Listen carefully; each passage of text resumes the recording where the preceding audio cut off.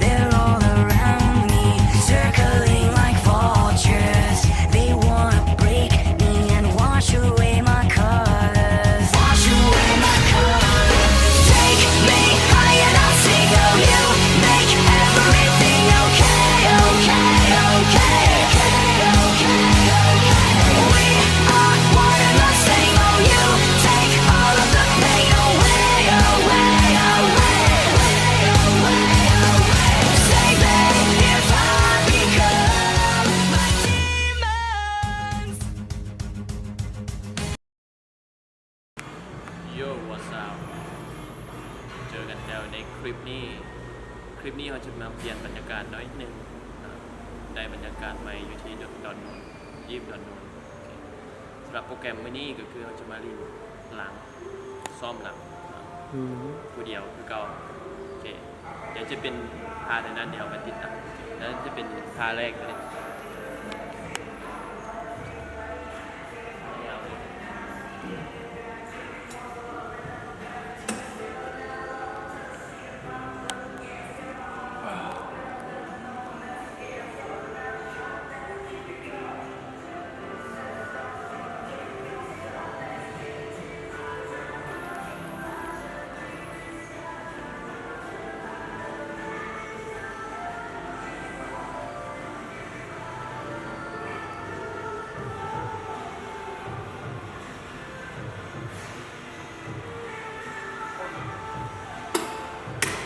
วอร์มแล้วก็ได้น้ำหนักขึ้นเรื่อยๆ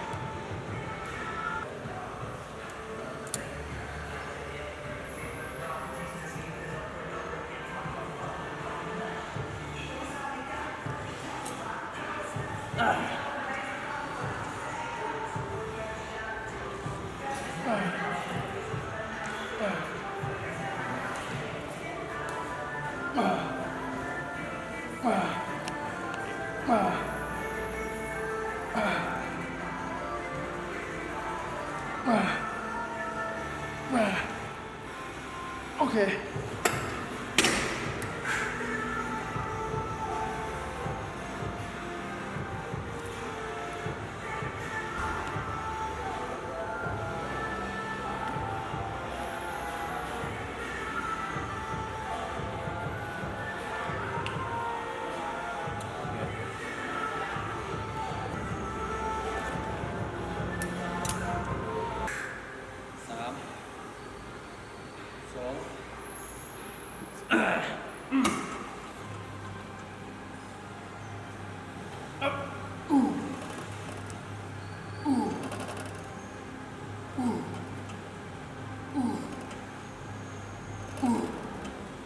สะบัด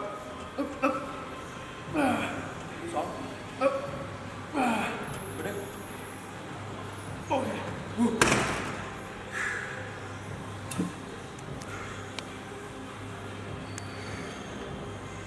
โอเคจบไปแล้วสำหรับท่าแรกวันนี้ท่าที่สองเราจะมาเปลี่ยนออกเลยตัวได้ใช่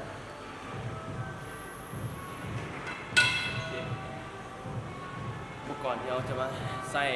มากอยู่วันนี้ก็คืออุปกรณ์มันจะเป็นนี่นะ แปลกนะ ใครที่ยังไม่ทันได้ลองเดี๋ยวมาลองเบิ่งได้นี่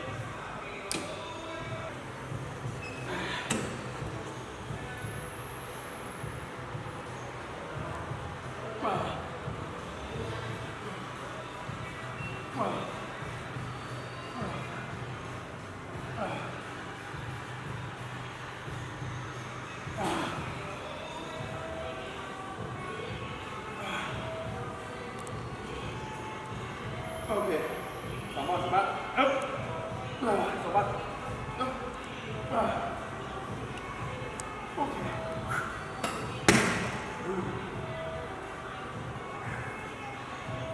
โอเคจบไปสำหรับตัวท่าที่สองโอเคเดี๋ยวท่าที่สามไปอยู่ในเครื่องเก่าอยู่เดี๋ยวเรามาเปลี่ยนแนวจับนิดนึงนี่เรามาเปลี่ยนแนวจับ อ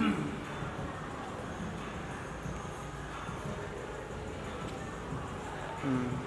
จับแคบเข้ามาดึง แบบแคบ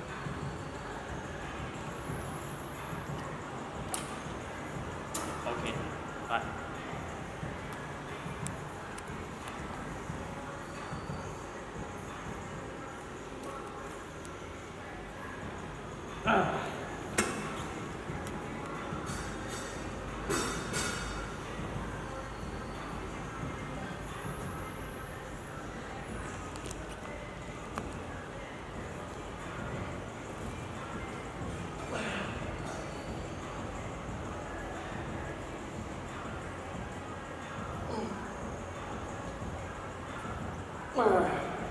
อาบัต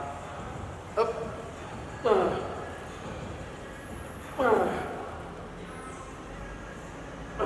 องโอเค อืม โอเค มาเซตสุดท้าย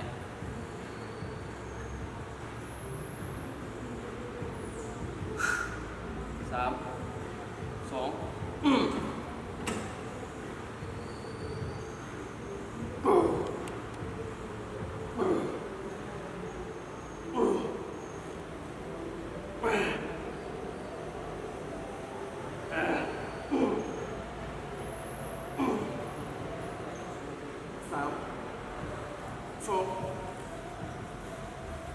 โอเค โอเค เราจบไป โคตรตา 3 ท่าประเด็นที่ดินเป็น2ท่าพร้อมกับสัตว์ก็คือเซตแรกเขาจะลินเป็นคนละเบื้องก่อนตัวนี้เซตแรกเบื้องซ้าย10-15 แล้วก็หัว10-15 แล้วเซตที่2เอาค่อยมาลินเป็นดับเบิลเซตก็คือซ้ายหัวแล้วก็ลินพร้อมกันดึงพร้อมกันอีก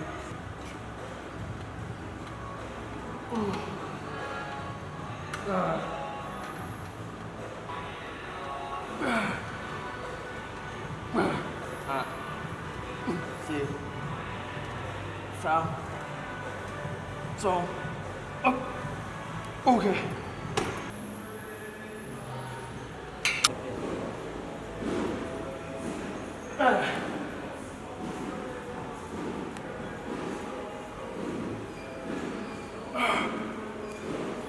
สี่สามสองโอเค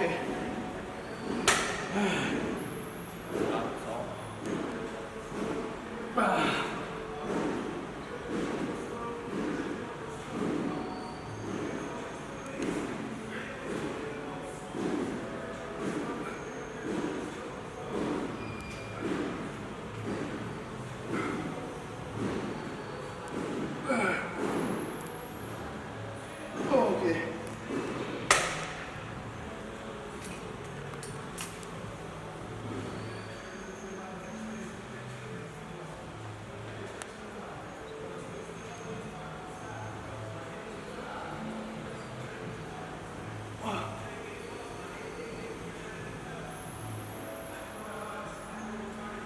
โอเค โ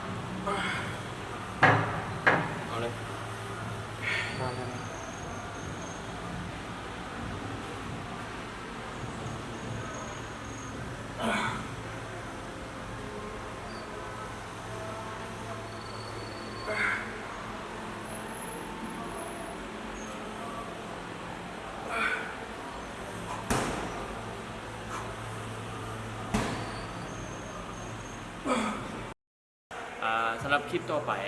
นะเดี๋ยวสิพาไปซ่อมบอลใดนั่นนะพาไหนนะซ่อมส่วนไหนอย่าลืมติดตามแล้วก็แล้วกันโอเคเจอกันในคลิปต่อไปบ๊ายบาย